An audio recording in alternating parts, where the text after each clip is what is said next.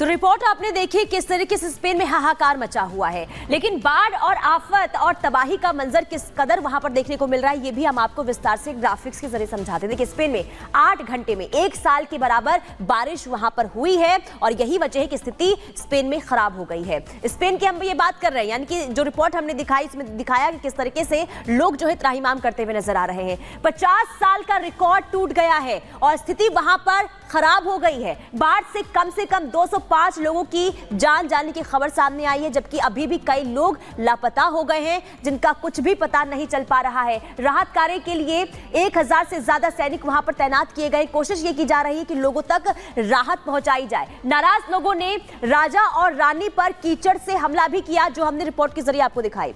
राजा के खिलाफ हत्यारा और शन करो के नारे लगाए गए हैं, क्योंकि लोग इस वक्त जबरदस्त तरीके से गुस्से में देखने को मिल रहे हैं, क्योंकि उनका जनजीवन अस्त व्यस्त नजर आ रहा है। और इस बीच खबर आगरा से सामने आ रही है। आगरा में दरअसल रसगुल्लों को लेकर के विवाद खड़ा हो गया और ये तस्वीरें आपको दिखा रहे हैं। रसगुल्ले की वजह से यहाँ पर खूनी बवाल हुआ और यहाँ पर आपको बता दें मोहब्बत की निशानी ताजमहल के शहर आगरा में रसगुल्ले को लेकर के 2 पक्षों के बीच खूनी भिड़ंत हो गई। दोनों पक्षों में जमकर ईंट पत्थर चले और डंडे भी चलाए गए, जिससे कई लोग गंभीर रूप से घायल हुए हैं।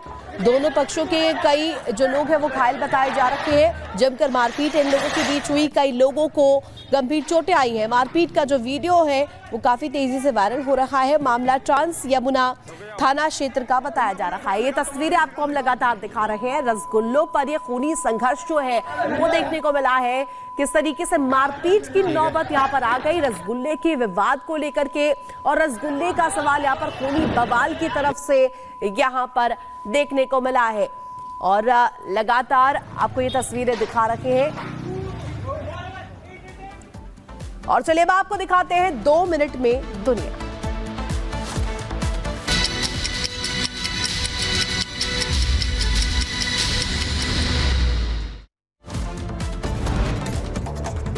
कनाडा के ब्रैम्पटन में हिंदू मंदिर के बाहर हंगामा। खालिस्तान समर्थकों ने श्रद्धालुओं से की मारपीट। उपद्रवियों ने मंदिर में तोड़फोड़ की भी कोशिश की। कनाडा में भारतीय मूल की सांसद अनीता आनंद ने श्रद्धालुओं पर हमले की निंदा की है और उन्होंने कहा है कि हिंदू सभा मंदिर में हुई हिंसा की घटनाएं अस्वीकार्य है, दोषियों पर कार्रवाई होगी। ब्रैम्पटन में मेयर पैट्रिक ब्राउन ने हमले की निंदा की है। एक्स पर पोस्ट कर लिखा, कनाडा में हर किसी को अपने पूजा स्थल में सुरक्षित महसूस करना चाहिए। दोषी पाए जाने वालों के खिलाफ कार्रवाई होगी। अमेरिका में चुनाव जीतने के लिए भारतीयों को रिझाने की कोशिश लगातार जारी है। कमला हैरिस ने भारतीय मां के साथ फोटो भी शेयर किया है और ट्रंप बांग्लादेश में हिंदू अत्याचार पर सवाल उठा चुके हैं। गाजा में हमास का मिलिट्री कमांडर ढेर हुआ है। इजराइल दीन कसाब को किया गया है ढेर। इजराइल एयरफोर्स ने कार्रवाई को अंजाम दिया है। हमास का सीनियर कमांडर था इज अल दीन। इजराइल ने लेबनान के बालबेक शहर पर फिर किए हवाई हमले। कई लोगों के मारे जाने की खबर। हमले से पहले कई इमारतों को खाली कराने की चेतावनी दी।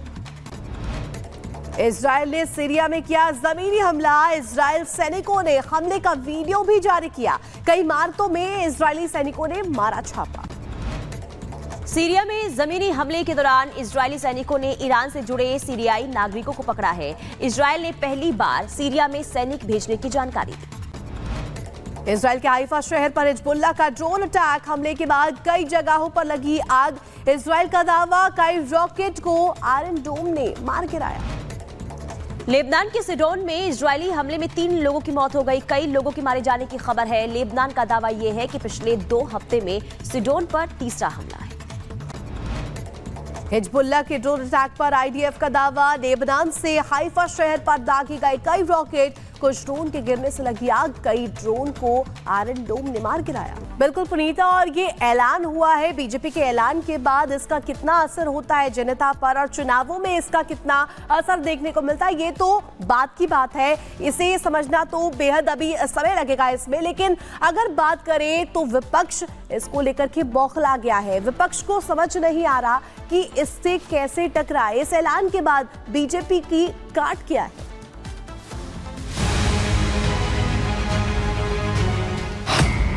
झारखंड में अब की बार घुसपैठ पर आर पार। घुसपैठ के खिलाफ यूनिफॉर्म सिविल कोड का हथियार होगा इस बार करारा प्रहार।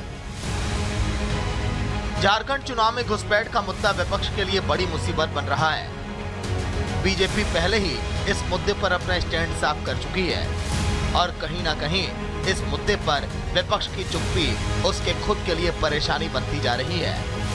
ऐसे में हेमंत सरकार तिलमिला उठी है और अब बीजेपी के बाण की काट तलाशने में जुट चुकी है। हमने कहा ना एनआरसी चलेगा ना यूसीसी चलेगा, यहां चलेगा तो सीएनटी एक्ट चलेगा, एसपीटी एक्ट चलेगा और पेशा कानून चलेगा। झारखंड में पहले चरण की वोटिंग को अब सिर्फ 10 दिन का वक्त बचा है। 10 दिनों में होने वाले चुनाव प्रचार के लिए सियासी पार्टियां अपने दांव पेच सेट कर रही हैं। एक तरफ बीजेपी घुसपैठियों को बाहर निकालने का दावा कर रही है तो दूसरी ओर ये भी दावा कर रही है कि आदिवासियों पर यूनिफॉर्म सिविल कोड लागू नहीं होगा। झारखंड में यूसीसी जरूर आएगा। हमारी सरकार झारखंड में यूसीसी लाएगी, मगर यूसीसी से आदिवासियों को पूर्णतया हम बाहर रखेंगे। कोई आदिवासी के अधिकार और कानून को यूसीसी से हम नहीं छेड़ेंगे। झारखंड प्रचार में पहले ही एकजुटता के मुद्दे पर बीजेपी मजबूती से प्रचार कर रही है। बीजेपी के बटोगे तो कटोगे वाले बयान का तोड़ अब तक विपक्ष के हाथ नहीं लगा है। एक रहेगा तो सेफ रहेगा। राहुल गांधी ने हिंदू समाज को बांटने के लिए निरंतर प्रयास कर रहा है। झारखंड में घुसपैठिया आते हैं। हमारे आदिवासी समाज, हिंदू समाज का अस्मिता को खतरा में पहुंचा दिया है। घुसपैठिया आपका जमीन, आपका बेटी, रोटी माटी बेटी तीनों को छीन के लेके जाएगा।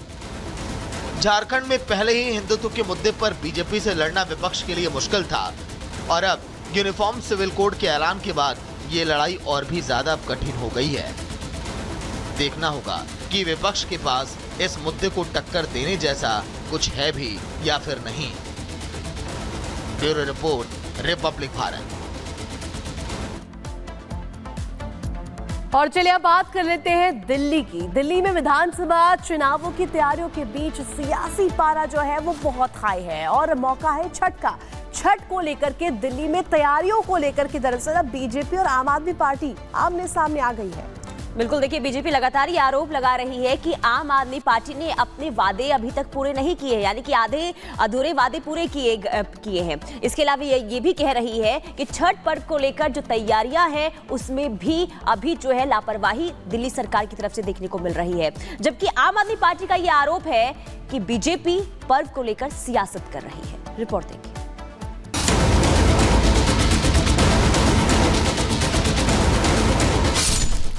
छठ पर सियासत, किस पर आफत?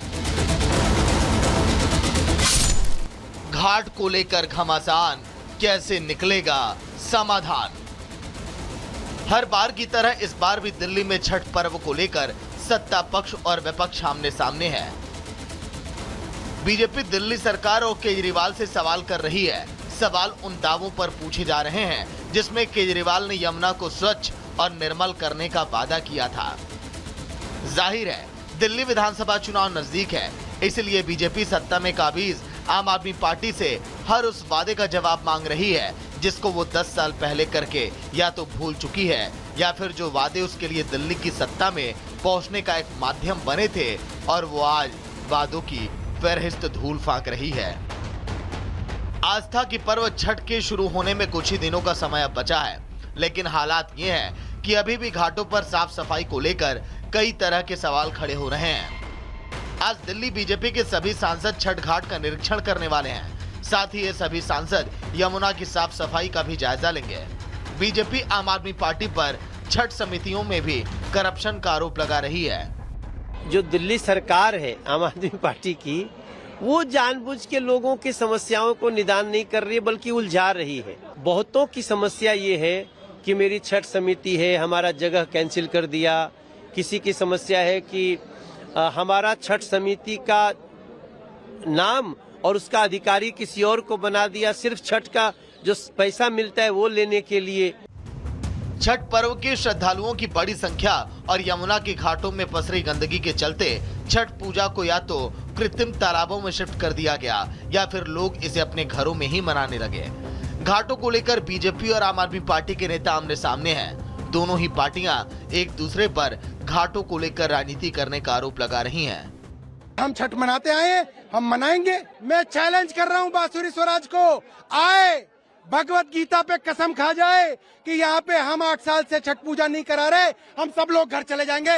पूछो बांसुरी स्वराज से, खाएगी कसम। वो अवरोध क्यों डाल रहे हैं? आप देख रहे हैं कि यहाँ पर घाट की खुदाई हो रही थी, आकर सिटिंग मिनिस्टर सौरभ भारद्वाज जी ने जेसीबी में से चाबी निकाल ली, समिति के सदस्यों के साथ बदतमीजी करी।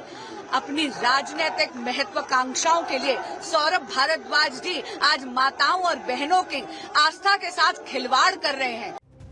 विपक्ष का कहना है कि आम आदमी पार्टी ने दिल्ली की सियासत हासिल करने के दौरान कई ऐसे दावे कर डाले थे जिनका पूरा होना बेहद मुश्किल था। उनमें से एक था यमुना को साफ करने का। यमुना में प्रदूषण कम करने की बात तो दूर, प्रदूषण इतना बढ़ गया है कि पानी के ऊपर जहरीले झाग तैरने लगे हैं। बीजेपी ने यमुना की सफाई को बड़ा मुद्दा बनाया है। बीजेपी पूछ रही है कि छठ पर्व में भी यमुना दूषित क्यों है। 10 साल बीत जाने के बाद भी आखिर यमुना का ये हाल क्यों? Bureau report, Republic Bharat.